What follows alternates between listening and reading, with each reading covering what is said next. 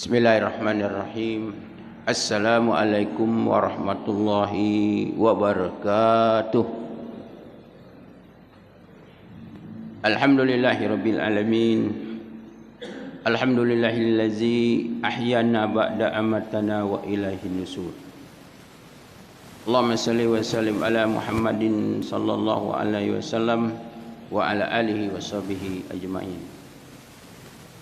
Raditu billahi rabba wa bil islami dina wa bi Muhammadin sallallahu alaihi wasallam nabiyya wa rasulah. Rabbi zidna ilma wa rizqna fahma. Rabbi shrah li sadri wa yassir li amri wa hlul 'uqdatam min lisani yafqahu qawli. Wala haula wala quwwata illa billahi al-'aliyyil azim. Bapak-bapak dan ibu-ibu jamaah subuh yang mudah semoga selalu rahmat Allah Subhanahu wa taala. Bagi yang ini kita selalu memanjatkan puja dan syukur kita kepada Allah Subhanahu wa taala yang telah menghidupkan kita kembali sebagai sisa umur kita dari hari kemarin, dan alhamdulillah masih dalam keadaan sehat walafiat lahir dan batin, masih dalam keadaan iman dan Islam. Kemudian selawat serta salam mudah-mudahan Allah selalu melimpahkannya kepada Rasul pilihan kasih kita, Nabi kita Muhammadin sallallahu alaihi wasallam, dan juga kepada keluarga dan sahabatnya yang agung dan mulia, dan juga kepada pengikut-pengikut Rasulullah SAW, insyaAllah termasuk kita semua, amin ya rabbal alamin. Bapak ibu rahimakumullah, manusia itu di dalam kehidupannya ini pada umumnya berada di dalam empat hal. Berada di dalam empat hal. Yang pertama adalah manusia di dalam melakukan ketaatan kepada Allah Subhanahu wa taala.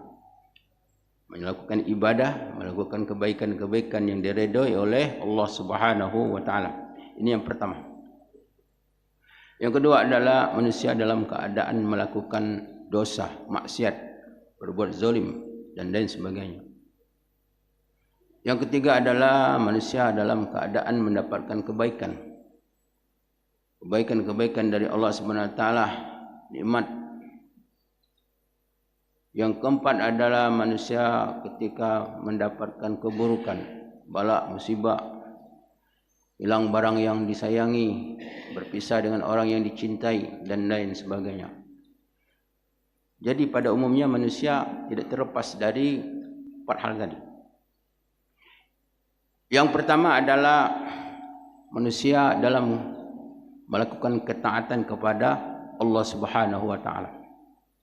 Jadi ketika manusia melakukan ketaatan kepada Allah Subhanahu wa taala, tentu dia telah memperoleh tiga perkara sebagai hadiah dari Allah Subhanahu wa taala kepada hambanya.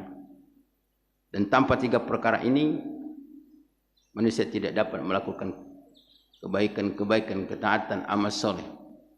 Yang pertama adalah hidayah, yang kedua adalah taufik, yang ketiga adalah i'anah. Jadi ketiga-tiga ini merupakan hadiah dari Allah Subhanahu wa taala, datang dari Allah kepada hambanya. Yang pertama adalah hidayah. Jadi kalau orang belum ibadat, kenapa dia tidak sembahyang? Kenapa dia tidak puasa? Jawabnya mudah, apa? Belum dapat hidayah. Paman Rasulullah SAW, Abu Talib, serumah dengan Rasulullah SAW. Sejak Rasulullah berumur 8 tahun sampai dia diangkat menjadi Rasul. Tapi sampai mati belum mengucapkan dua kalimat syahadat. Sehingga Rasulullah SAW sangat sedih sekali atas peristiwa tersebut. Rasulullah menginginkan andai kata dia mengucapkan dua kalimat syahadat, maka itu akan dibawa kepada Allah Subhanahu wa taala sebagai bukti bahwa dia akan berhak mendapatkan surganya Allah Subhanahu wa taala. Tetapi Allah Subhanahu wa taala menurunkan ayat pada waktu itu kepada Rasulullah SAW, innaka la tahdi man ahbabta walakinallaha yahdi man yasha. Sesungguhnya engkau Muhammad tidak bisa untuk memberikan petunjuk kepada orang yang kau cintai, pamannya, dulur bapaknya, Abu Talib bin Abdul Muttalib. Walakinallaha yahdi man yasha. Tapi hanya Allah lah yang memberi petunjuk kepada orang yang Allah kehendaki. Jadi petunjuk itu adalah suatu pengetahuan seseorang yang diberikan Allah SWT tentang kebaikan, maka dia lakukan salat, puasa, pergi ke masjid dan lain sebagainya. Dengan petunjuk itulah dia dapat melakukan ketaatan. Yang kedua adalah taufik. Yang kedua adalah taufik. Taufik itu adalah sentuhan kemudahan yang Allah berikan kepada seorang hamba. Ketika Allah SWT telah memberikan kemudahan, tidak ada yang susah, tidak ada yang berat.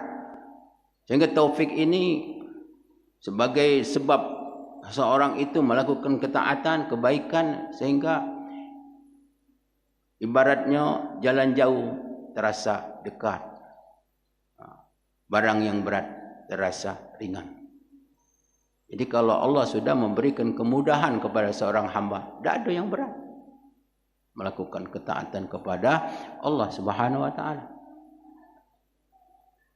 Banyak orang sudah mendapatkan hidayah tapi belum mendapatkan taufik. Sehingga dia belum mampu untuk melakukan kebaikan-kebaikan itu. Kemudian yang ketiga adalah al-i'anah, yaitu pertolongan. Pertolongan Allah Subhanahu wa taala. Jadi seorang hamba itu melakukan kebaikan itu, ketaatan itu bukan karena kuatnya iman, bukan karena dia adalah orang yang soleh dan sebagainya, tapi memang pertolongan Allah. Sehingga Rasulullah SAW mengajarkan kepada kita di dalam hadis Rasulullah, setiap sudah sholat, kata Rasulullah, berdoalah kamu kepada Allah dengan 3 perkara. Apa? Allahumma a'ini ala zikrika wa syukrika wa husni ibadatika.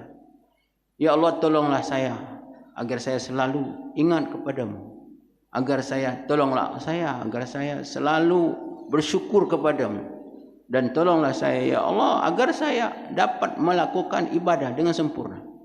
Jadi ibadah itu tidak bisa dilakukan dengan sempurna, dengan ikhlas, dengan istiqomah tanpa pertolongan dari Allah Subhanahu wa taala.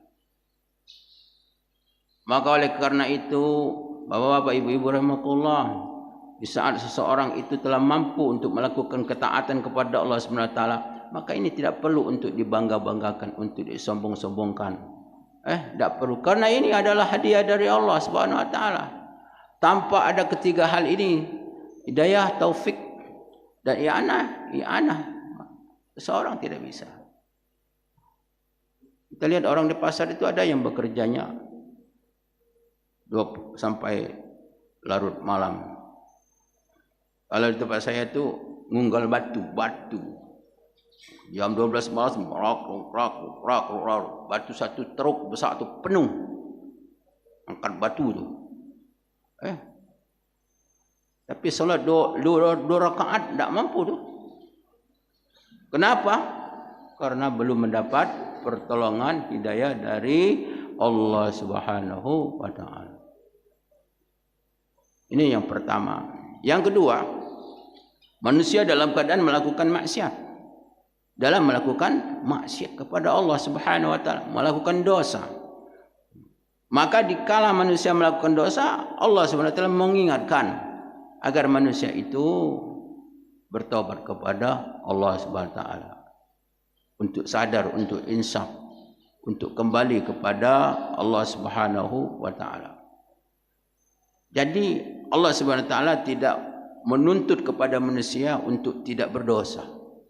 Sebab manusia ini selagi masih hidup ini, selagi mata masih melihat, telinga masih mendengar, masih punya syahwat, masih punya nafsu, tetap berdosa. Tetap berdosa. Bagaimana sabda Rasulullah SAW, "Kullu bin Adam khata', wa khairul khata'in at-tawwabin." Semua keturunan Adam itu bersalah. Kecuali orang-orang yang dikecualikan oleh Subhanahu wa taala seperti para nabi dan rasul, mereka orang yang maksum, anak masih kecil berdosa. Orang yang belum baligh, anak-anak yang belum baligh. Jadi semua manusia itu pada umumnya berdosa, dan sebaik-baik orang yang berdosa, kata Allah, orang yang bertobat. Jadi yang dituntut apa? Kita banyak bertobat. Karena Allah SWT adalah Maha Pengampun, Maha menerima tobat. Maka Allah sangat cinta, sangat senang, sangat merindukan orang yang selalu kembali kepada Allah Subhanahu wa taala. Sebagaimana kalau kita sudah berwuduk tu, kita berdoa kepada Allah. Apa doanya? Asyhadu an la ilaha illallah wahdahu la syarikalah wa asyhadu anna Muhammadan abduhu wa rasuluh. Allahumma ja'alni minat tawabin. Ya Allah, jadikanlah aku orang-orang yang bertobat, yang selalu bertobat. Wa ja'alni minal mutatahhirin. Dan jadikanlah aku ya Allah orang-orang yang selalu mensucikan diriku. Wa ja'alni min ibadikas sholihin. Agar aku menjadi orang-orang yang soleh daripada hamba-hambaku. Jadi yang dituntut di sini adalah apa? Kita selalu bertobat kepada Allah Subhanahu wa taala. Sehingga kata ulama, orang melakukan kemaksiatan, melakukan dosa, dan dengan dosa itu dia sadar dia kembali kepada Allah, dia lebih baik daripada orang yang melakukan ketaatan kepada Allah. Dengan ketaatan itu dia merasa dirinya lebih baik daripada orang lain, lebih taat, lebih ikhlas, lebih soleh dan lain sebagainya. Bapak Ibu rahimakumullah. Ini yang keberapa nih? Yang kedua. Yang ketiga adalah manusia dalam keadaan mendapat nikmat.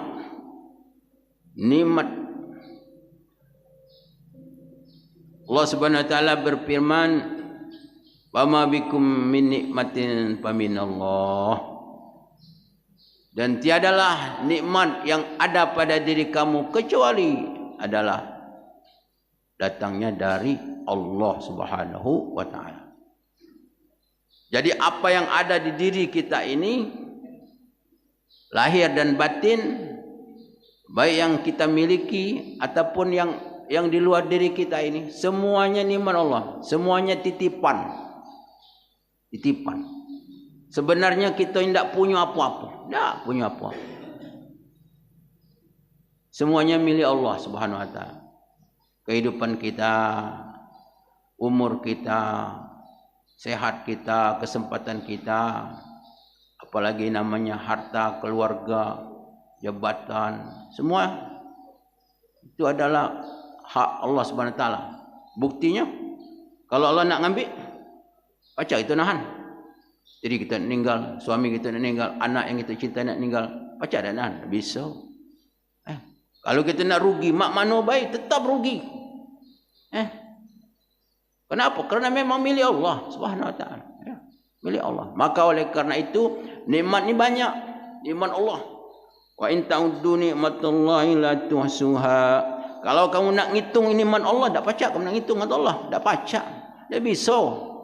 Tak mampu ngitung nikmat Allah. Apalagi nak balasnya. Nak balas nikmat tak bisa terbalas. Tak bisa. Tapi Allah tak tuntut itu. Yang dituntut, yang diperintahkan Allah agar kita bersyukur. Itu. La in syakartum la azidannakum. Kalau kamu bersyukur, kata Allah, la in syakartum, kalau kamu bersyukur, la azidannakum, sungguh akan ku tambah nikmat tu. Tak diambil Allah, tambah. Tak diambil, dia tambah. Wa man syakkara fa innama yashkuru li nafsi. Kata Allah SWT. Barang siapa bersyukur, maka kesyukuran itu kembali kepada dirinya. Jadi orang bersyukur kepada nikmat Allah, bukan Allah ngambil manfaat dah. Syukur itu kembali manfaatnya baik dunia maupun akhirat kepada hamba tersebut. Kepada hamba tersebut. Bapak Ibu rahimakumullah. Maka oleh karena itu syukur ini, apalagi bagi orang yang beriman, syukur bagian daripada iman. Kalau orang tidak bersyukur namanya kufur, kupur nikmat. Kupur nikmatnya memang tidak seperti kupur tidak beriman kepada Allah, kepada Rasulullah SAW. Tapi ini merupakan satu jalan yang akan menjadi kupur yang sebenar-benarnya. Ya, akan menjadi kupur yang sebenar-benarnya. Maka oleh karena itu kita wajib untuk mensyukuri nikmat Allah Subhanahu wa taala yang sangat banyak yang Allah berikan kepada kita. Kemudian bagaimana cara kita bersyukur kepada Allah Subhanahu wa taala? Maka ulama mengatakan syukur yang sebenar-benarnya itu adalah kita membawa diri kita ini untuk senantiasa dalam menjalankan ketaatan kepada Allah. Nah ini, jadi kita itu bagaimana kita ini hidup ini kita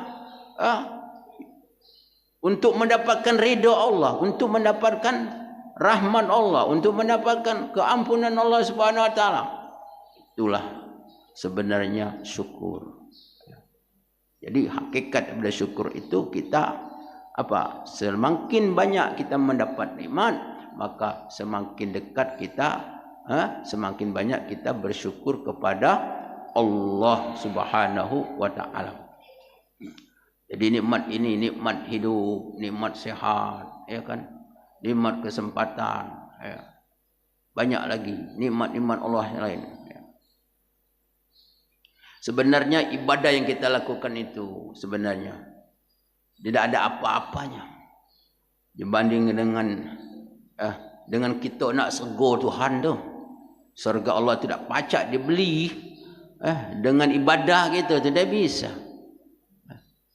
Cuma yang Allah nak dengan kita tu nak datang kepada Allah. Itu yang penting bagi kita. Ya.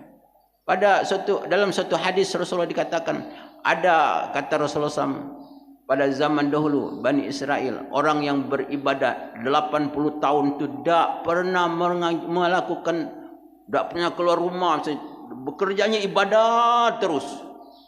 Ketika meninggal dalam hadis ini, maka Allah Subhanahu wa taala pada hari kiamat Allah bertanya, Allah menyuruh malaikat untuk bertanya, apakah ingin masuk surga karena amalnya atau karena rahmat Allah Subhanahu wa taala? Maka hamba itu berkata, ya Allah, aku akan masuk karena amalku, sebab aku selama sekian tahun tidak pernah melakukan dosa. Karena merasa amalnya banyak. Maka dalam hadis tersebut Allah memerintahkan kepada malaikat untuk menghitung amalnya dengan nikmat yang Allah beri. Setelah dihitung-hitung oleh malaikat, kata malaikat, ibadah yang dia lakukan 80 tahun itu dengan nikmat melihat pun belum seukur, belum sebanding, belum nikmat bisa bicara, nikmat mendengar, nikmat berjalan, nikmat dan lain sebagainya, belum nikmat. Kemudian dia mengatakan, ya Allah, aku ingin masuk surga karena rahmat-Mu. Kata Allah Subhanahu wa taala, masukkan ke dia ke dalam surga karena rahmat-Ku. Jadi kita melakukan ibadah itu, kita ibadahnya cobalah hitung kita. Berapa lama kita solat tu? Berapa waktu, berapa menit kita dalam sehari semalam? Berapa menit? Jadi kita ibadah itu adalah atas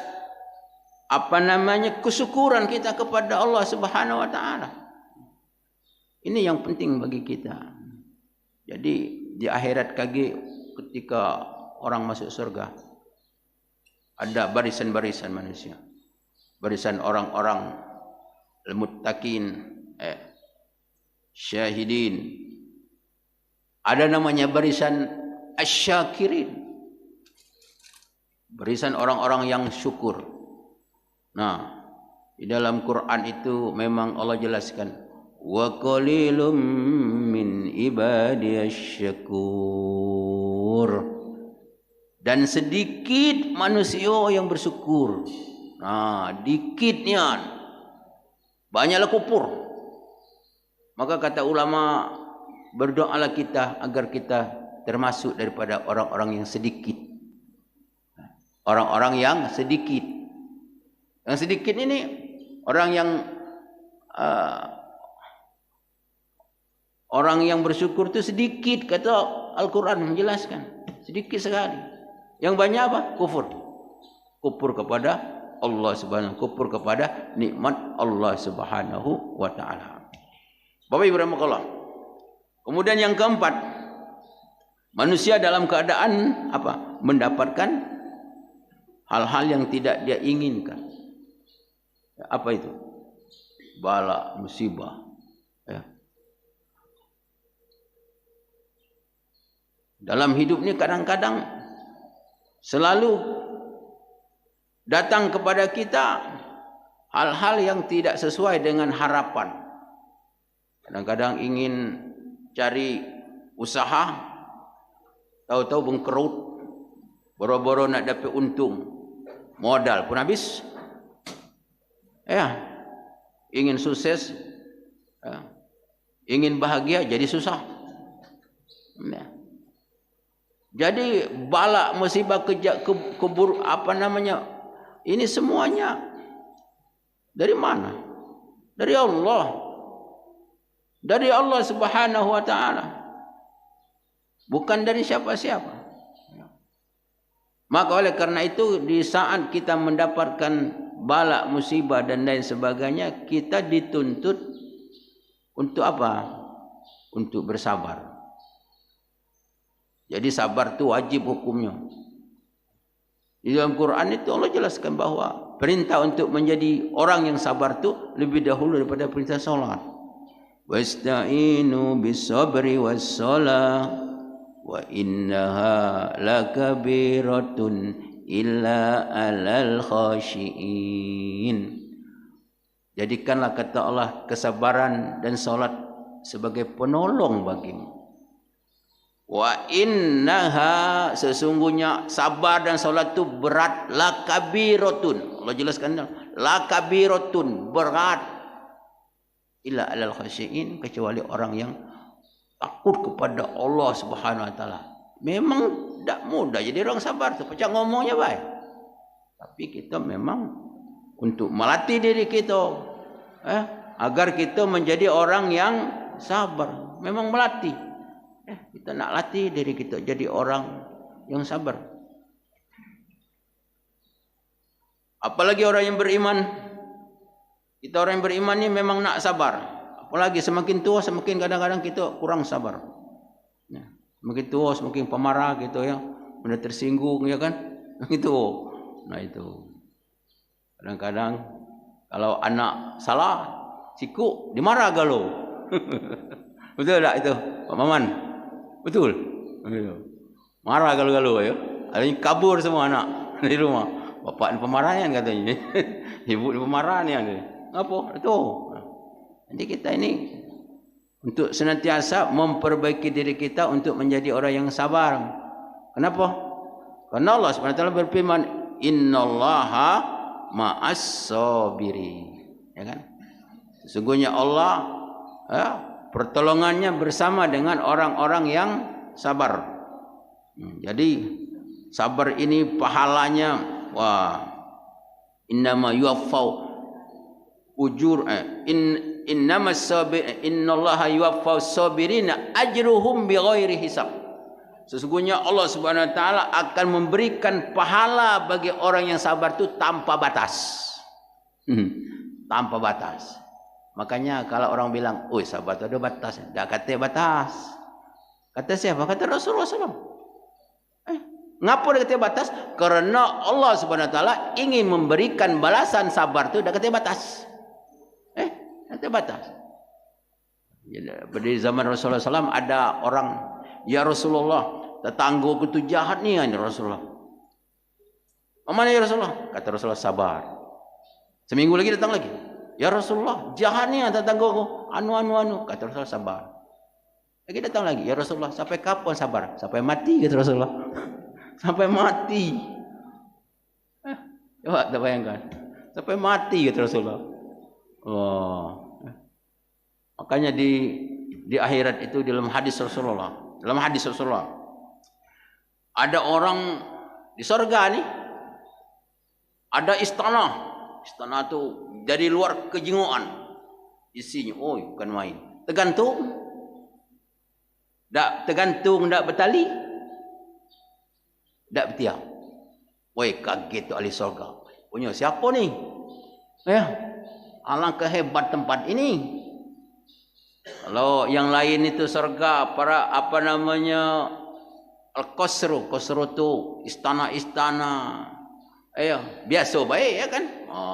Tiangnya, dindingnya ini. Biasa seperti di dunia ini. Tapi yang ini, surga yang ini lain nih. Tergantung tu. Jadi orangnya masuknya pakai sayap. Terbang. Enak tu. Luar biasa tu. Bertanyalah kepada ahli surga. Ini punya siapa? Punya kami katanya. Ini amal apa ni? Amal apa yang kamu lakukan di dunia? Katanya kami waktu di dunia dulu selalu mendapat balak musibah. Kata berhentinya. Kadang-kadang hidup susah ya. Balak musibah datang terus. Balak musibah hidup susah melarat ya. Selalu mendapat cobaan dari Allah Subhanahu Wa Taala, tapi kami bersabar katanya. Kami bersabar. Akhirnya apa kata penduduk surga? Ya Allah, kembalikan kami ke dunia. Ya Allah, kasih kami balak dan musibah. Sekarang ada nak kita nak doa amat tu. Allahumma ba'id balak wal ya Allah, jauhkan dari balak dan musibah. Doa gitu ya. Ngan balak, ngan musibah. Tak mau, ya kan? Tak tahan. Ya. Tapi memang kita boleh tak berdoa? Boleh dalam Quran. Rabbana wa la tamil alaina isran kama amaltahu alal ladzina min qablina. Ya Allah, jangan kau timpakan kepada kami kepada hal yang kami tak mampu untuk menanggungkannya. Boleh ya. Tapi ketika jangan berdoa, ya Allah kasihlah musibah balak. Jangan, tak boleh. Tapi ketika kita mendapat musibah, kita memang dituntut untuk bersabar. Karena itu semua datangnya dari mana? Dari Allah. Dah kehendak Allah Subhanahu Wa Taala. Ma asaba min musibatin illa bi iznillah. Tidak akan menimpa satu musibah sekecil apapun, sebesar apapun, kecuali memang apa itu? Memang sudah izin kehendak Allah Subhanahu Wa Taala. Sudah merupakan takdir di dalam kehidupan. Ibarat kita jalan tu, kita harus melewati jalan itu. Jadi balak dan musibah itu merupakan datangnya bukan kerana sesuatu. Sebab kadang-kadang orang tu, kalau tak begini, misalnya kecelakaan. Coba kalau tak keluar rumah. Itu kan orang tak punya akidah. Memang yang dapat musibah tu di luar rumah baik. Mana dapat musibah? Walaupun dalam rumah. Kan? Berjalan-jalan, ketumbur di meja, jatuh, pecah kepala. Masuk kamar mandi. Sering tak terjadi. Dang baring itu blak jatuh ke bawah. Seperti kakak saya di Jakarta tu. Malam hari di pucuk kasur sama isteri. Dang tidur blak jatuh, bawa ke rumah sakit. Dah lagi meninggal. Jadi hal-hal balak dan musibah itu, kalau kita sebelum datang itu memang kita disuruh untuk berhati-hati. Berkendaraan berhati-hati. Semua kita berhati-hati, menghindari. Tetapi kalau sudah kita terjadi, maka kita tidak boleh andai kata. Itu kan gawe setan, tidak boleh. Larang Rasulullah. Seandainya sesuatu yang sudah terjadi, itu tidak boleh. Apa yang diucap? Inna lillahi wa inna ilaihi raji'un. Ini orang yang beriman. Di dalam kita menghadapi yang satu ini, ketika kita mendapat hal-hal yang tidak kita inginkan, maka kita ucap apa? Orang yang beriman, allazina iza asabathum musibah qalu inna lillahi wa inna ilaihi raji'un. Itu. Kalau orang beriman mampu untuk melakukannya, maka kata Allah, ulaika alaihim salawatum mir rabbihim wa rahmah wa ulaika humul muhtadun. Maka ada 3 perkara yang Allah kasih kepada orang yang sabar tadi ketika dia mendapat bala dan musibah tadi. Pertama apa? Salawat. Salawat itu apa? Keampunan Allah Subhanahu wa taala. Jadi orang yang beriman ni kalau dapat bala musibah dia sabar, maka segala kata Rasulullah dosa-dosa itu akan berguguran seperti apa namanya itu, seperti pohon di musim kemarau. Runtuh galuh. Habis. Namanya selawat. Kemudian apa lagi? Rahmah. Rahmah itu apa? Dalam tafsir Imam Ibn Katsir, rahmah surga. Surga Allah Subhanahu wa taala. Jadi apa namanya, balasan daripada orang yang sabar ketika mendapat bala dan musibah, maka Allah akan kasih surganya Allah Subhanahu wa taala. Maka itu kita nak sabar. Kemudian apa? Al-muhtadun, petunjuk. Ada orang-orang dengan dia mendapat musibah, dia semakin dekat kepada Allah Subhanahu wa taala, semakin taat kepada Allah Subhanahu wa taala. Karena manusia ini kadang-kadang ketika dia dapat musibah, dia menyadari tentang kelemahan, tidak ada apa-apanya pada diri, maka dia lebih dekat kepada Allah Subhanahu wa taala. Maka itulah namanya petunjuk dari Allah Subhanahu wa taala. Bapak Ibu rahimakumullah, maka oleh karena itu di dalam hal yang 4 perkara ini, yang pertama tadi apa? Adalah manusia dalam melakukan ketaatan kepada Allah Subhanahu wa taala. Maka ketaatan itu ketahuilah bahwa itu semuanya adalah hadiah dari Allah Subhanahu wa taala. Karena Allah kasih petunjuk, karena Allah kasih taufik dan hidayah, sehingga manusia dapat melakukan ketaatan. Jadi taufik, hidayah itu datangnya dari Allah. Kemudian ibadah yang dilakukan seorang hamba itu adalah kepada Allah Subhanahu wa taala. Mana yang mahal? Mana yang berharga? Yang berharga yang datang dari Allah Subhanahu wa taala. Yang kedua adalah untuk senantiasa kita untuk banyak bertobat kepada Allah Subhanahu wa taala. Yang ketiga, kita untuk berusaha untuk menjadi hamba-hamba Allah yang selalu bersyukur atas nikmat yang Allah kasih kepada kita. Yang keempat adalah kita hendaklah apa? Selalu menjadi hamba-hamba Allah yang selalu bersabar, untuk meningkatkan kesabaran dan ketabahan kita, dan kita minta kepada Allah doa. Apa doa kita minta sabar? Allahumma afri aina sabra. Ya Allah, cerahkanlah kesabaran. Sebab kalau kita dikasih Tuhan balak musibah, Allah tak kasih sabar, bahaya. Ya, Allah kasih nikmat, Allah tak kasih kita syukur, kita bahaya dengan nikmat itu. Tapi kalau kita dikasih nikmat, Allah kasih rasa syukur, kita jadi bahagia, selamat. Allah kasih kita sabar balak musibah, Allah kasih kita sabar, insya-Allah akan kedua-duanya itu akan menjadi kebaikan.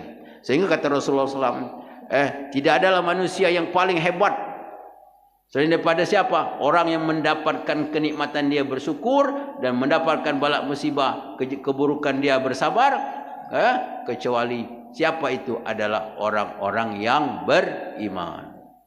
Jadi bersyukur dengan mendapat nikmat dia bersyukur setengah iman, mendapat balak musibah dia bersabar setengah iman. Nah, jadi kedua-duanya kalau bisa berarti sempurnalah imannya seseorang. Bapak Ibu rahimakumullah, demikian kajian kita pada pagi hari ini. Mohon maaf atas segala kekurangan dan kesilapan kepada Allah, mohon ampun. Wabillahi taufiq wal hidayah. Assalamualaikum warahmatullahi wabarakatuh.